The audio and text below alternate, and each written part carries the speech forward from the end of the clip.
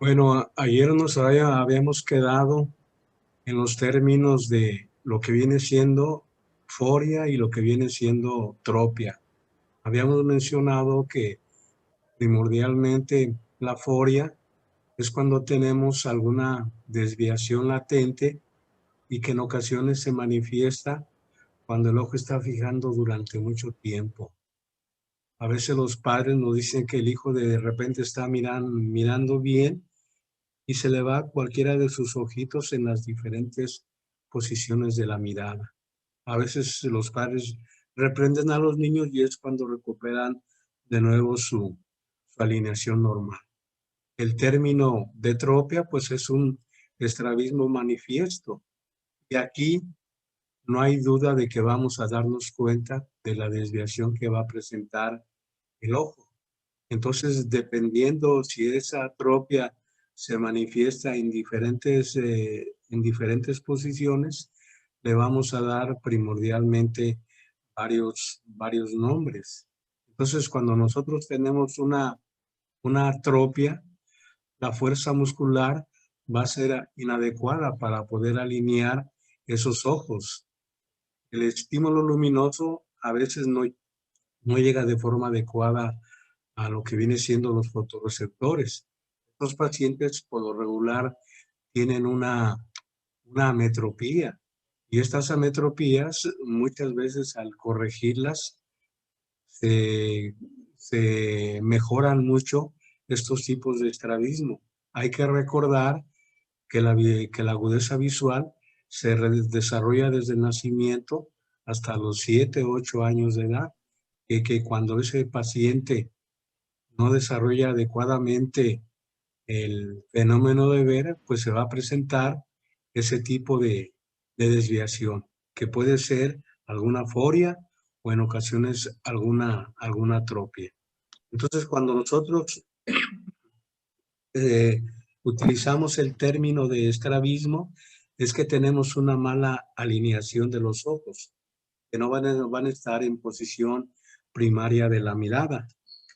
Y en ocasiones para nosotros saber qué grado de desviación presentan estos ojos, que se puede presentar en un solo ojo o se puede presentar de manera alterna. Y eso a veces cuando se presenta de manera alterna, utilizamos en ocasiones varias pruebas, como viene siendo en ocasiones la prueba de oclusión y desoclusión, donde vamos a poner un oclusor enfrente del ojo que en un momento dado no estamos estudiando. Y al destapar ese ojo, nos podemos dar cuenta si hay alguna foria o si hay alguna atropia. Entonces, en clínica tenemos primordialmente varios métodos para poder darnos cuenta el ángulo de desviación que presentan estos ojos. Por regular, en estos ojos vamos a estudiar de manera inicial lo que viene siendo las ducciones y lo que viene siendo primordialmente las versiones. Las versiones es de manera conjugada y las ducciones son primero estudiar un ojo y posteriormente el otro ojo. Y aquí podemos presentar estos tipos de estrabismo. Vamos a tener una atropia y dependiendo hacia dónde se desvíe el ojo, vamos a utilizar prácticamente a otros términos, como sería probablemente el nombre y el apellido. Entonces, las principales tropias que nosotros vamos a tener sería la endotropia, o que también se llama esotropia, cuando el ojo primordialmente se desvía hacia adentro y que en un momento dado, para saber si es de un solo ojo o o se manifiesta de manera conjugada, en ocasiones debemos ocluir y desocluir alternamente ambos ojos. Vamos a tener la exotropia cuando el ojo se desvía hacia lo que viene siendo la parte externa. Y eso nosotros lo ponemos de manifiesto al iluminar la cara del paciente. Y cuando esos ojitos están en perfecta posición, el estímulo luminoso va a caer en el centro de la pupila. Vamos a tener lo que se conoce como una ortoforia o una ortoposición. También otro tipo de desviación manifiesta pues viene siendo la hipertrofia, donde el ojo se va a desviar primordialmente hacia la parte de arriba. Y por último vamos a tener la hipotropia, donde el ojo se va a desviar en ocasiones hacia la parte de abajo. En ocasiones se puede encontrar asociado tanto desviaciones horizontales como verticales. Y a veces podemos tener una endo y una hipertropia. O en ocasiones pudiéramos tener una exotropia y una hipertropia. Entonces, la manera de poner en evidencia este tipo de desviaciones sería con varias pruebas. Estas pruebas son las que nosotros utilizamos de manera frecuente en la exploración estrabológica, que la podemos hacer en pacientes preescolares, en pacientes pediátricos, en adolescentes, en personas adultas. Una prueba que la podemos empezar con lo que viene siendo el pantallón monocular, que se conoce como el cover test, que viene siendo la prueba de cubrir y descubrir. Entonces vamos a poner el oclusor en el ojo que en un momento dado queremos estudiar, y cuando desocluimos vamos a ver si el ojo se mueve o permanece en la posición que nosotros le hemos indicado al paciente. Nosotros vemos alguna pequeña descentración, lo vamos primordialmente a notar, y a veces esta prueba es muy importante para saber si un paciente tiene una foria o tiene una atropia. El pantalleo alterno se hace primordialmente para inhibir lo que es la fusión. Entonces la fusión es la formación de una sola imagen en nuestro cerebro. Y en ocasiones cuando esa fusión no está funcionando de manera adecuada, se puede presentar lo que es una diplopia o visión doble. Si nosotros queremos medir ese grado de desviación que tienen los pacientes, vamos a utilizar el test o método de Hirschberg. Ese test o método de Hirschberg primordialmente pone como punto de referencia el estímulo luminoso, en dónde va a caer en el ojo. Si cae en el centro de ambas pupilas, por lo regular el paciente pues va a tener primordialmente una ortoposición o una ortoforia. Vamos a utilizar también el otro método que se conoce como método de Krimsky, y que ese método de Krimsky utilizamos prismas que son sobre todo prismas que van a tener determinado poder prismático y que van a desviar el estímulo luminoso hasta centrarlo en lo que viene siendo el centro de la pupila. Y de esta manera nosotros pudiéramos sacar las dioptrías prismáticas de desviación que va a tener el paciente. Entonces, en primer lugar, vamos a utilizar este método, que es un método cualitativo, no es un método tan exacto, pero que nos da una idea del grado de desviación que pudiera tener el paciente. Este método pues, fue desarrollado en 1886 por este oftalmólogo alemán, Hirschberg. Y él en aquel tiempo pues utilizaba una vela, y por medio de la desviación de ese estímulo luminoso de la vela se llegaba a reflejar en lo que viene siendo el centro de la pupila. Actualmente lo que nosotros hacemos, nos colocamos casi enfrente del paciente, una distancia más o menos quizá de medio metro, y de esta manera dirigimos el estímulo luminoso a la carita del paciente, primordialmente a nivel de la los globos oculares. Entonces, al observar el reflejo luminoso, nos vamos a dar cuenta si en un momento dado cae en lo que viene siendo el centro de la pupila. Si en un momento dado no está en el centro de la pupila, nos va a indicar que vamos a tener cierto tipo de desviación. Entonces, el reflejo, cuando no está en el centro de la pupila, vamos a inferir que vamos a tener una desviación primordialmente manifiesta. Y a veces primordialmente las referencias anatómicas que tomamos del ojo, por lo regular viene siendo el borde pupilar, en ocasiones viene siendo el estroma del iris y lo que viene siendo el limbo esclerocorneal y a veces el esclerótico.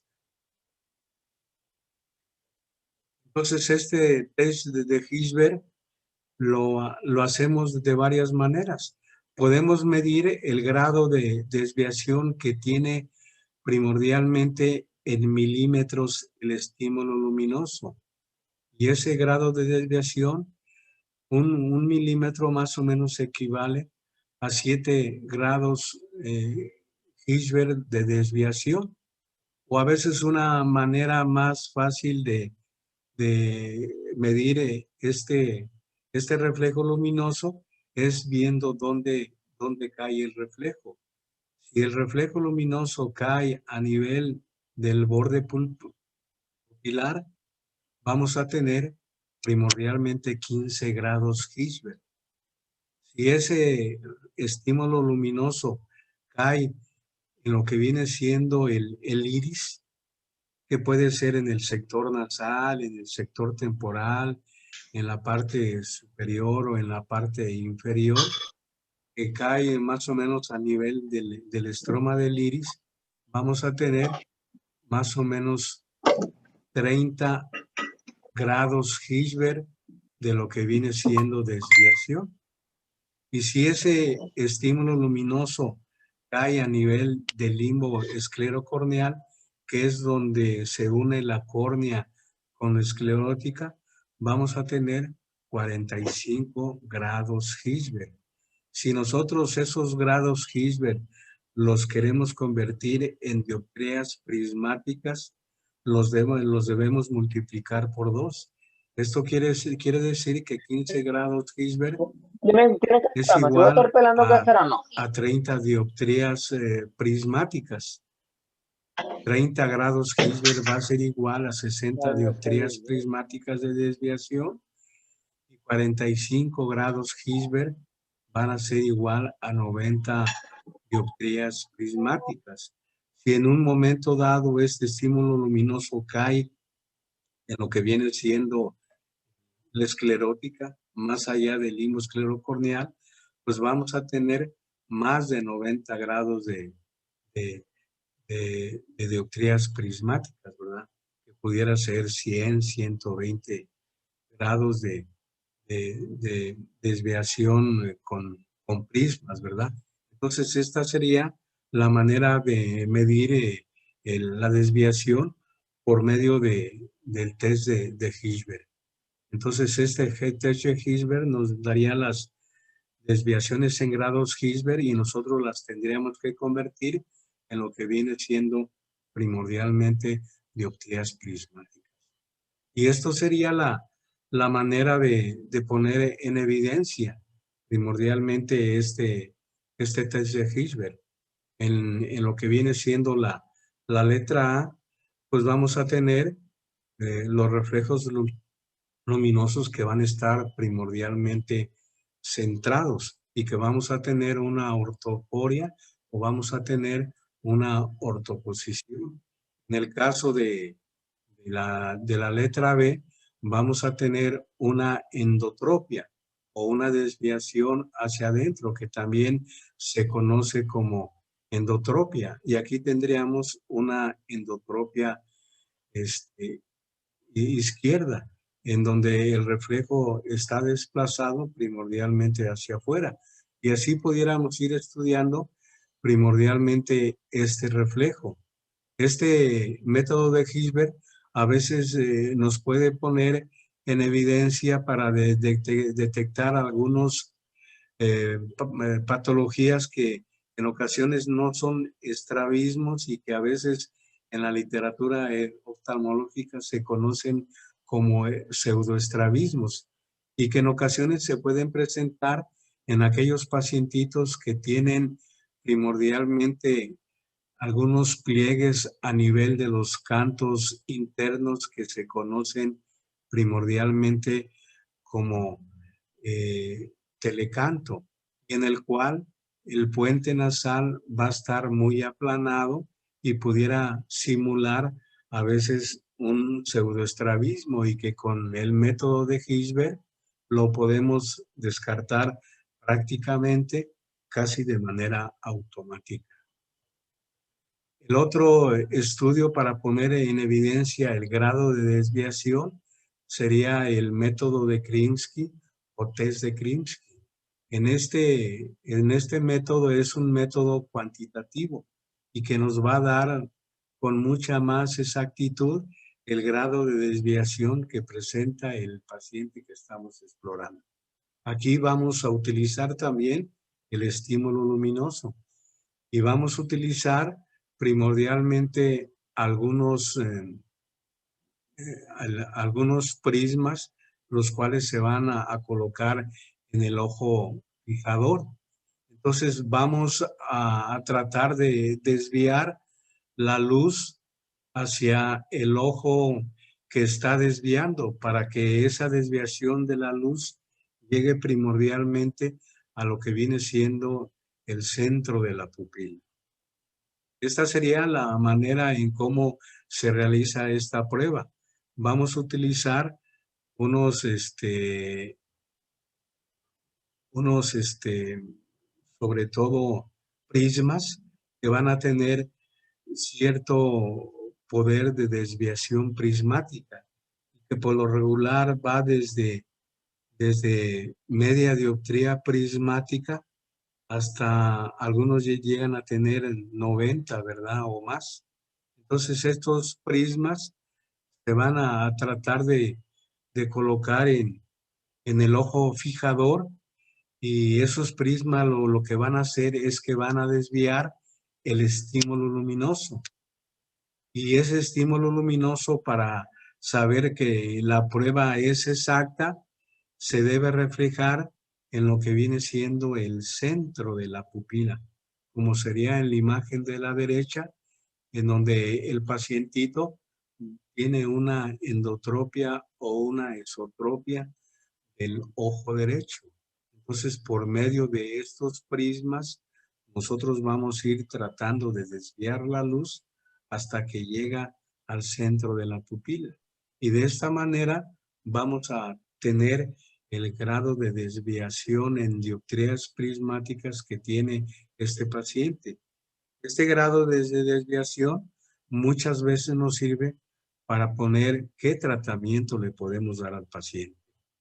Puede ser un tratamiento conservador en el cual vamos a utilizar lentes con diferente poder dióptrico y también cierto poder de prismático para originar que ese estímulo luminoso se desvíe y que llegue al centro de la pupila. O también nos sirve muchas veces para planear algún abordaje quirúrgico, en donde ese abordaje quirúrgico va a consistir en reforzar el músculo que en un momento dado tiene poca fuerza y debilitar el músculo que tiene más fuerza. Y de esta manera tratar de alinear los, los ejes del ojo desviado para que el paciente tenga una ortoforia o una ortoposición. Entonces serían las pruebas que de manera más frecuente utilizamos en oftalmología. Y las utilizamos cuando el paciente tiene una atropia. Utilizamos el método de Hilbert o el método primordialmente de Krinsky. Pasando a otra exploración de la esfera oftalmológica, que por lo regular puede ser una exploración macroscópica o una exploración microscópica, viene siendo la exploración de los párpados.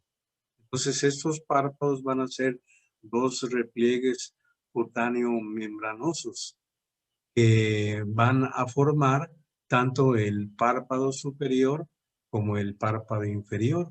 Estos párpados pues van a estar unidos en lo que vienen siendo los ángulos, tanto el ángulo interno como el ángulo interno, y se van a unir por lo que vienen siendo los tendones cantales.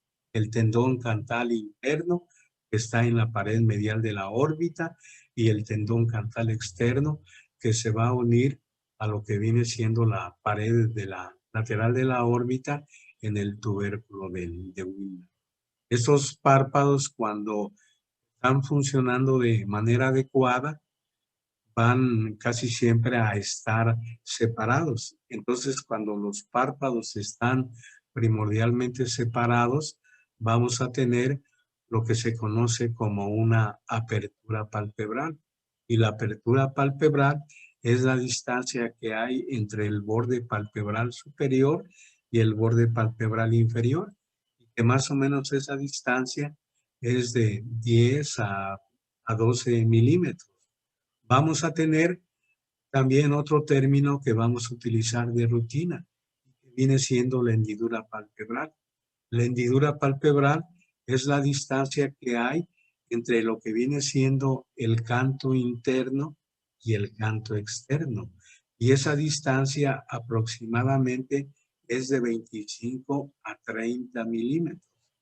Entonces, no confundir lo que viene siendo la apertura palpebral con lo que viene siendo la hendidura palpebral. Cuando nosotros estudiamos los párpados, casi siempre de manera anatómica, a los párpados los debemos dividir en una lámina anterior y una lámina posterior. Esa lámina anterior y lámina posterior va a estar separada por una línea que nosotros conocemos como línea gris. Y esa línea gris va a estar primordialmente adyacente a lo que viene siendo la emergencia de unas glándulas sebáceas que tenemos en el espesor del párpado y que se llaman glándulas de meibomio. Entonces esa línea gris va a estar inmediatamente por fuera de los orificios de las glándulas de meibomio, que van a formar lo que viene siendo la lámina anterior de los párpados. La lámina anterior de los párpados va a estar formada por lo que viene siendo la piel, el músculo orbicular de los párpados y esa línea gris que viene siendo primordialmente la terminación del septum o tabique nasal. Y vamos a tener lo que viene siendo la lámina posterior. La lámina posterior va a estar formada por lo que viene siendo el tarso, tanto a nivel del párpado superior y del párpado inferior. Y también va a estar formada por la conjuntiva tarsal o la conjuntiva palpebral, que va a estar adherida de manera muy fuerte a lo que viene siendo el tarso, tanto a nivel superior como a nivel inferior. Entonces, cuando nosotros queremos estudiar el párpado por su lámina anterior, no hay problema, porque vamos a ver inmediatamente la piel, podemos investigar el músculo orbicular, diciéndole al paciente primordialmente cierre sus ojos. O cuando al paciente le decimos que abra los párpados o que abra los ojos, como dice la gente, vamos a estudiar los músculos retractores del párpado. Entonces, cuando nosotros queremos estudiar lo que viene siendo el párpado por su parte interna, queremos ver la conjuntiva tarsal, ya sea superior o inferior. En el caso del superior, debemos hacer eversión de ese párpado. Y le decimos al paciente que mire hacia abajo, que siempre esté mirando hacia abajo. Y a veces nosotros con algún pequeño cotonete o con a veces alguna pequeña pluma, metemos un poco de presión y contrapresión para poder vertir ese párpado. Y de esa manera vamos a poner en evidencia lo que viene siendo de primera instancia, lo que es la conjuntiva tarsal, e inmediatamente adyacente a esta vamos a hallar el tarso. A nivel de lo que viene siendo el borde palpebral, pues vamos a distinguir tanto la lámina anterior como la lámina posterior. Y a nivel de la lámina posterior vamos a ver unos pequeños orificios que son más o menos unos 25 o 30 orificios, que viene siendo primordialmente la parte terminal de las glándulas sebáceas de los párpados, que en este caso serían las glándulas de meibomio, y que van a formar parte de la película lagrimal en su porción más externa, que sería primordialmente la capa lipídica. En ocasiones, cuando esas glándulas están inflamadas, nos van a dar una inflamación de esas glándulas sebáceas, y que en ocasiones nosotros utilizamos el término de blefaritis posterior, o en ocasiones también utilizamos el término de meibomitis, porque van a estar inflamadas las glándulas de meibomio. Entonces vamos a observar primordialmente esas glándulas, vamos a observar si no hay a veces en lo que viene siendo la conjuntiva vulvar o tarsal, cierto grado de hiperemia. Podemos observar también si no hay crecimiento anómalo, como sería la aparición de folículos o de lo que viene siendo también papilas a nivel de los párpados. Y que a veces cuando se presentan folículos o papilas, nos hablan a veces de problemas alérgicos que se presentan a nivel de párpados y de conjuntivas, como sería la conjuntiva papilar, o también nos puede hablar de algunos procesos infecciosos inflamatorios, como serían las blefaroconjuntivitis producidas por virus, primordialmente como sería a veces el herpes simple, o a veces el adenovirus, que pueden originar ciertos procesos infecciosos a nivel de los párpados y a nivel primordialmente de la conjuntiva tarsal. También se puede asociar también a algún tipo de conjuntivitis vulvar o de conjuntivitis de fondos de saco. En ocasiones también, cuando nosotros hacemos eversión del párpado, en ocasiones lo podemos hacer sospechando que el paciente tenga un cuerpo extraño. Entonces, a veces los pacientes acuden a la consulta refiriendo que presentan sobre todo alguna sensación de cuerpo extraño, y que a pesar de haberse lavado la superficie del ojo con agua o parpadeado de manera constante, esa molestia persiste. En ocasiones nosotros, para poder descubrirla, debemos hacer eversión, ya sea del párpado superior o del párpado inferior. Y en la imagen de arriba, pues tienen un cuerpo extraño que está adherido a lo que viene siendo la conjuntiva tarsal superior. Ese cuerpo extraño, con el parpadeo que hace el paciente, se va a estar rayando la superficie del epitelio corneal. Y aquí esa superficie del epitelio corneal, para poner en evidencia las laceraciones que puede originar a nivel del epitelio de la córnea, lo teñimos con colorante de fluoresceína, y ahí se ve el grado de laceración que presenta al paciente al estar parpadeando de manera constante. El paciente va a referir sensación de cuerpo extraño, lagrimeo, y si ese cuerpo extraño persiste ahí por varios días, el paciente va a presentar dolor intenso, a veces fotofobia, blefaroespasmo, y esta sería la manera de descubrir primordialmente el cuerpo extraño, que pudiera estar ya sea a nivel de lámina posterior, tanto superior o en ocasiones. A veces también cuando nosotros queremos hacer primordialmente la exploración del párpado inferior, aquí no es necesario, no lo podemos vertir porque a veces en ocasiones es difícil. Y lo que hacemos es, le decimos al paciente que mire hacia arriba y nosotros vamos a jalar el párpado hacia abajo y de esta manera vamos a exponer toda todo el tarso y la conjuntiva tarsal o palpebral que está en su parte inferior. Aquí también vamos a estudiar lo que viene siendo el borde palpebral, cómo va a estar dividido en una lámina anterior y en una lámina posterior. Cuando nosotros estudiamos el borde palpebral inferior, debemos tomar en cuenta, sobre todo, estudiar el inicio de lo que viene siendo la porción excretora del aparato lagrimal.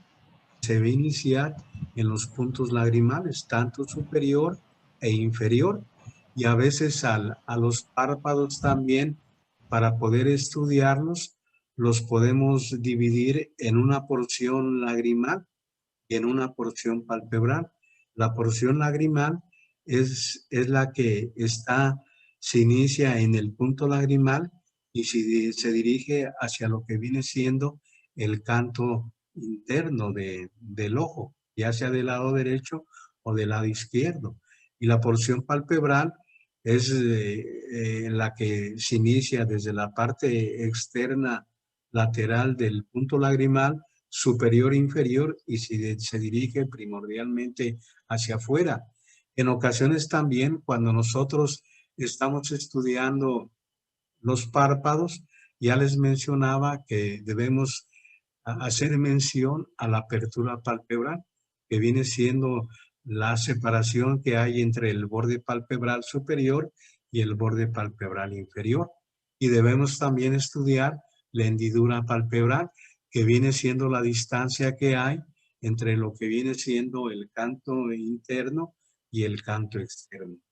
En ocasiones también, cuando nosotros queremos ver si hay una fuerza de esos tendones cantales, en ocasiones utilizamos primordialmente tres pruebas para estudiar si esos tendones cantales son fuertes. Y al tener esa fuerza van a mantener el párpado, sobre todo pegado a lo que viene siendo la superficie del globo ocular. Y una de las pruebas que de manera habitual utilizamos en oftalmología se conoce primordialmente como la prueba de distracción.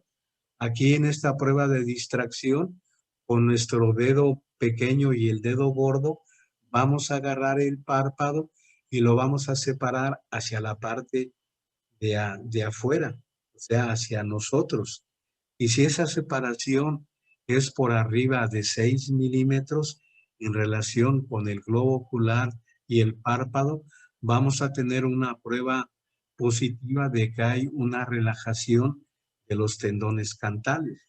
Hay otra prueba que nosotros utilizamos para ver si esos tendones cantales son fuertes. Jalamos el párpado hacia abajo.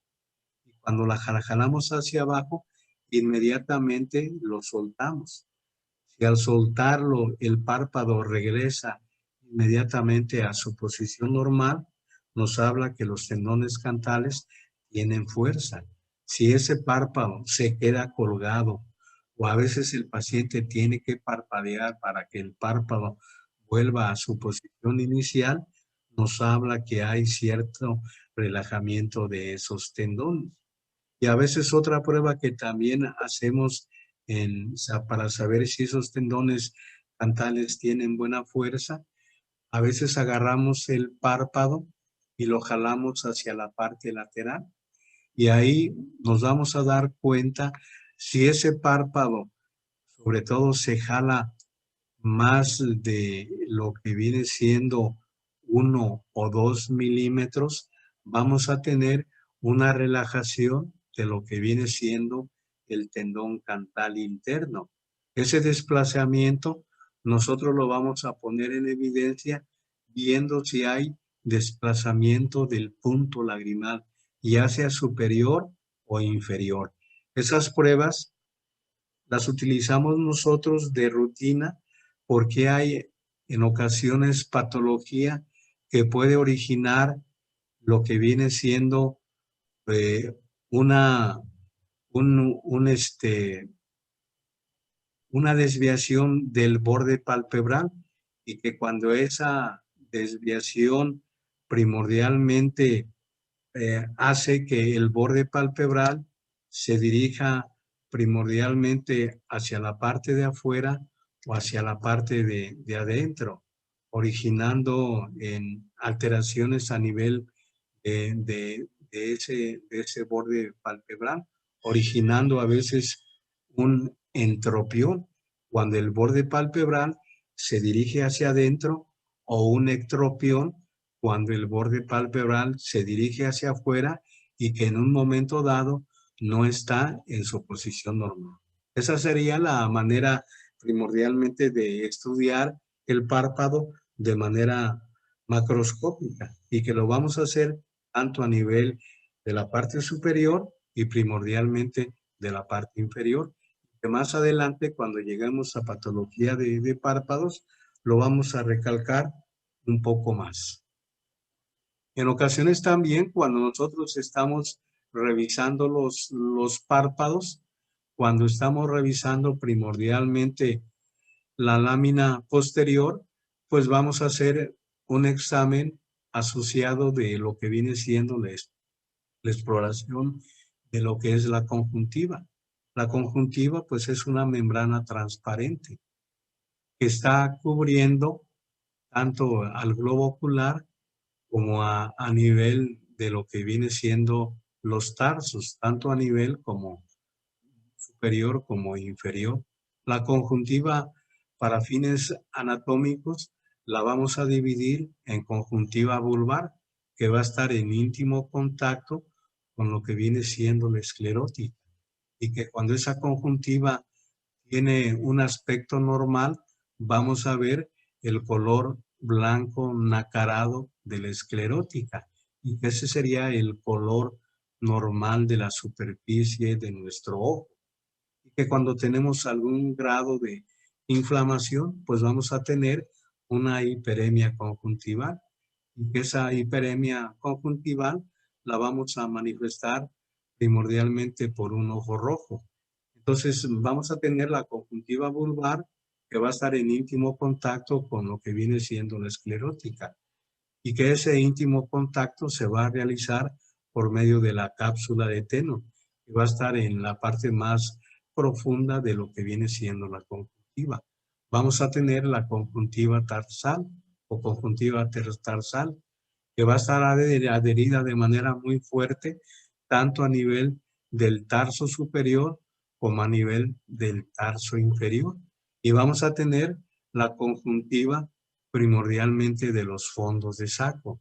Aquí vamos a tener primordialmente varios repliegues. Esos repliegues en ocasiones van a ayudar al desplazamiento del globo ocular en las diferentes primordialmente posiciones de la mirada. Entonces, cuando nosotros tenemos alguna alteración primordialmente a nivel de lo que es los tendones cantales, se puede detectar alteraciones a nivel de lo que viene siendo el borde palpebral. Aquí nosotros vamos a tener un ectropión en donde el borde palpebral está dirigido hacia la parte de afuera. Hay otra patología en que el borde palpebral se dirige hacia adentro. Eso se conoce como entropión. Son las patologías más frecuentes que vamos a tener de lo que viene siendo el borde palpebral.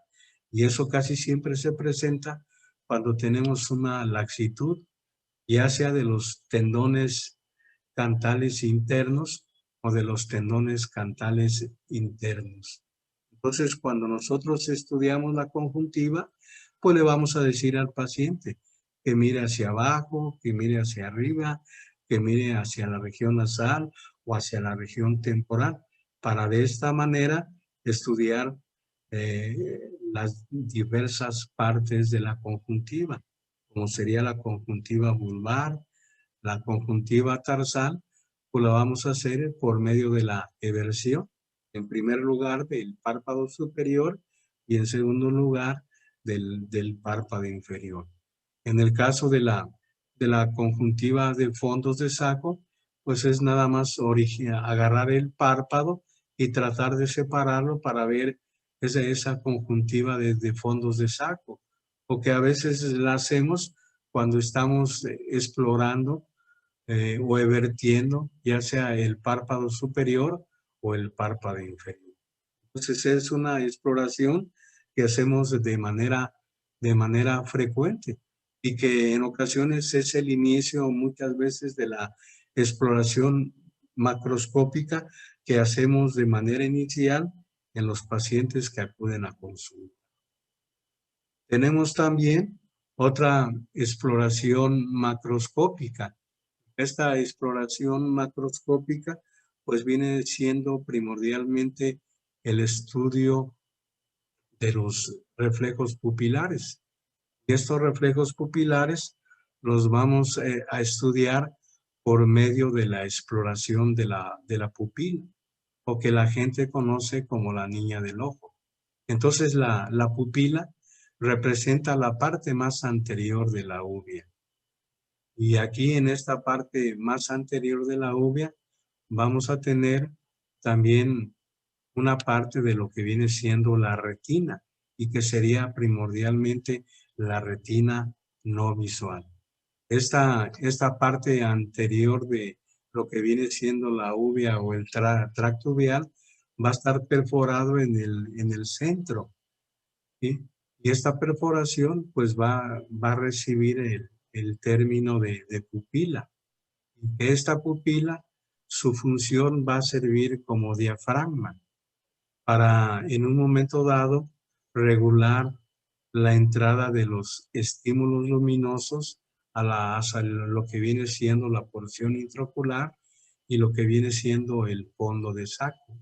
Y también nos sirve una función cosmética, porque es la parte del tracto uveal que nos va a dar la coloración de nuestro ojo. Y en nuestro caso, la coloración más frecuente pues va a ser la coloración marrón o la coloración café en sus diferentes tonalidades. Esta pupila pues va a presentar dos caras, una cara anterior que es la que nosotros vemos y una cara posterior que va a ser la que va a estar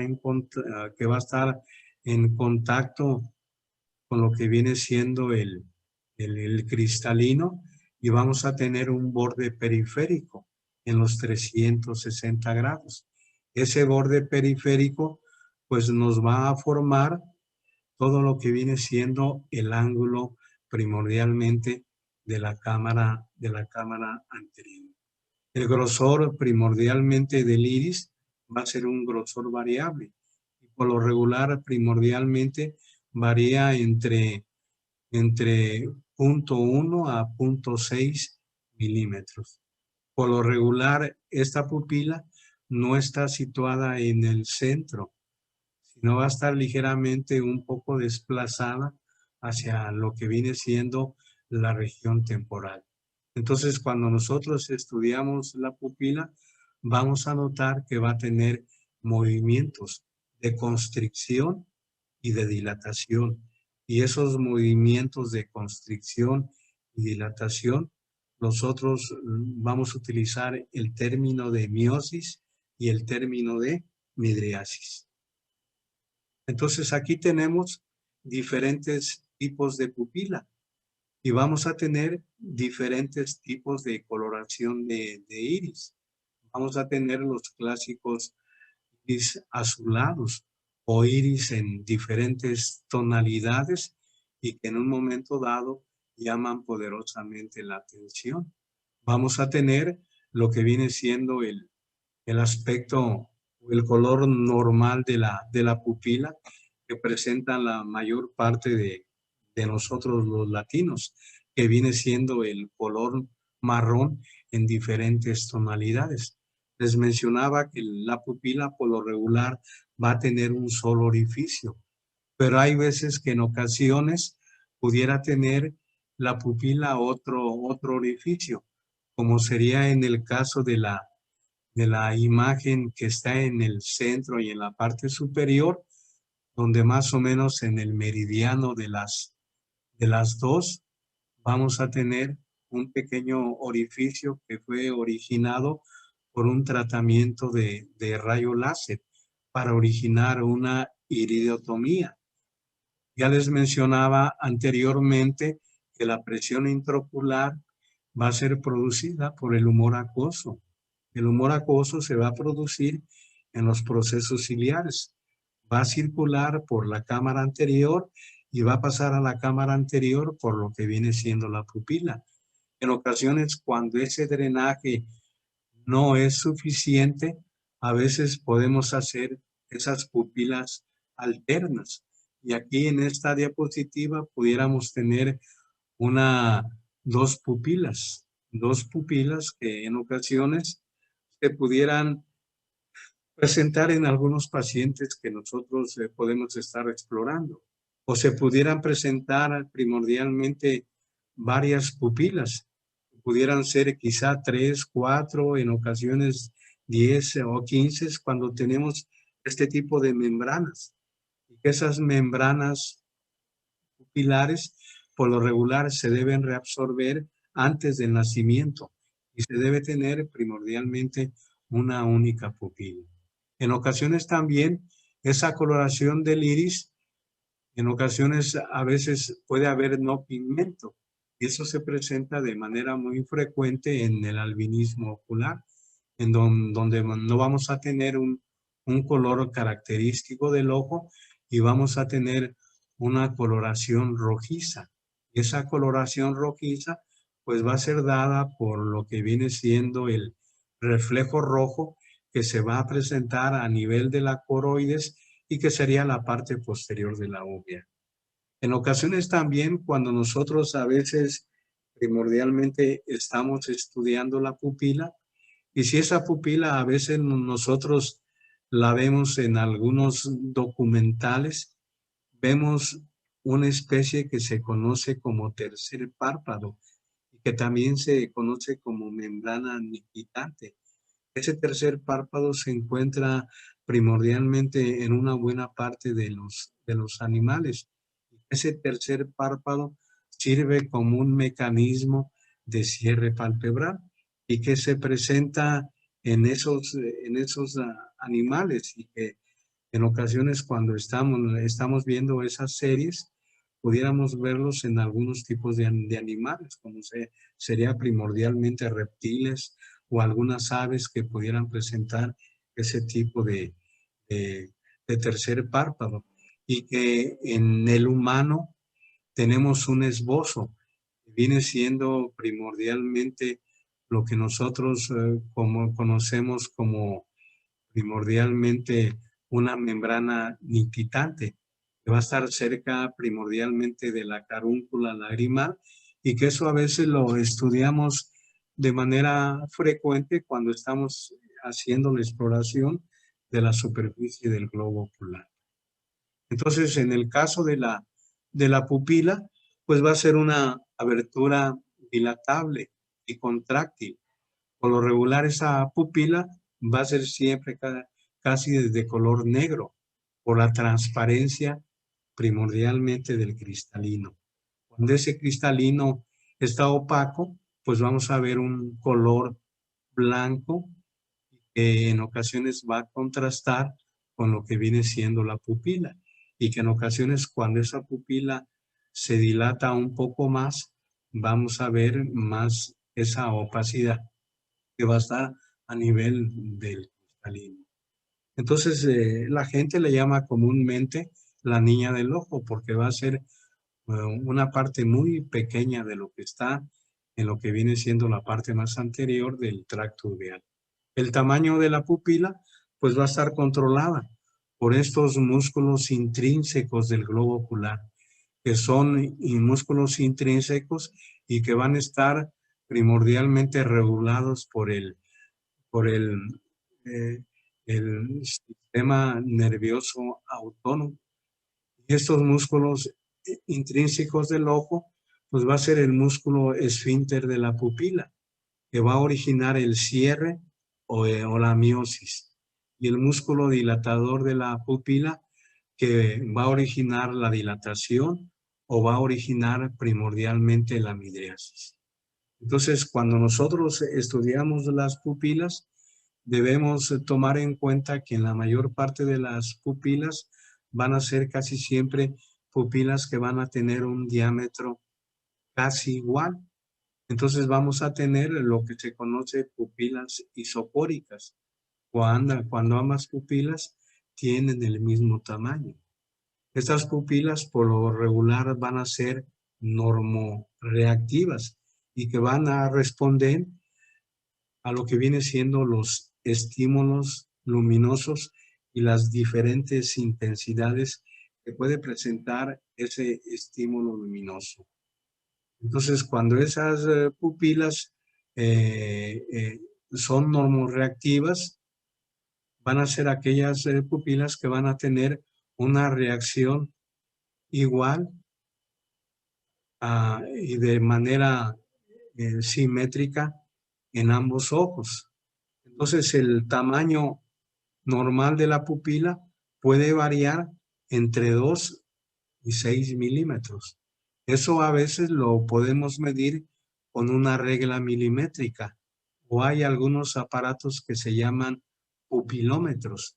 Entonces esos aparatos se colocan casi enfrente del paciente y de esta manera nosotros podemos observar el grado de abertura de la pupila y que cuando cae en el rango normal debe ser entre 2 y 6 milímetros.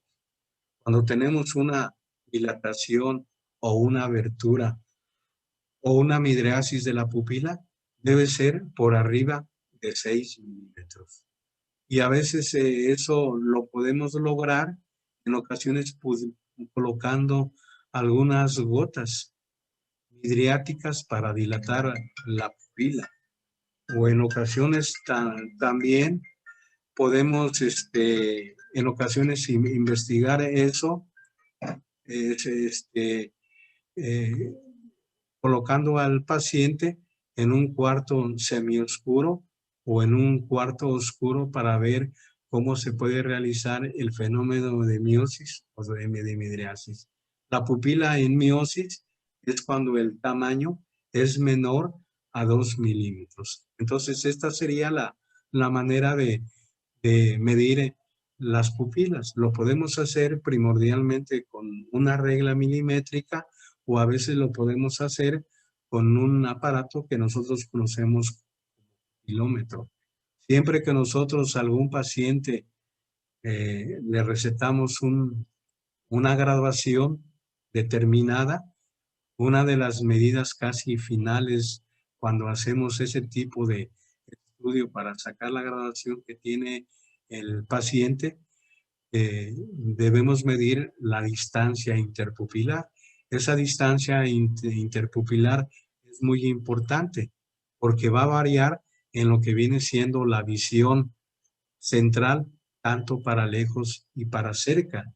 Y que por lo regular esa distancia interpupilar va a variar mucho entre lo que viene siendo los pacientes pediátricos, los pacientes escolares, los adolescentes y los adultos, y que más o menos ese diámetro interpupilar puede variar entre unos 50 a quizá 66 milímetros de distancia interpupilar, y que siempre cuando al paciente le mandamos una graduación de bifocales, debemos poner la distancia interpupilar tanto para lejos como para cerca. Entonces, el tamaño de la pupila está determinado por lo que viene siendo el equilibrio entre el flujo eferente simpático y lo que viene siendo el flujo aferente parasimpático de la musculatura de la pupila. Entonces eso va a hacer que nuestro tamaño pupilar primordialmente varíe y eso lo vamos a estudiar primordialmente por medio de la observación de la pupila. Y a veces eso lo hacemos nosotros con una lámpara luminosa, que esa lámpara pues lo utilizamos de manera muy frecuente cuando a veces estudiamos los, la motilidad ocular, en ocasiones cuando estudiamos la distancia margen reflejo de los párpados y en este caso cuando en un momento dado nosotros estamos estudiando los reflejos luminosos primordialmente de la pupila. Y que aquí vamos a estudiar tanto el flujo eferente simpático como el flujo aferente parasimpático y que en la próxima clase lo vamos a mencionar. Prácticamente ya van a ser las 10. Con esto terminaríamos el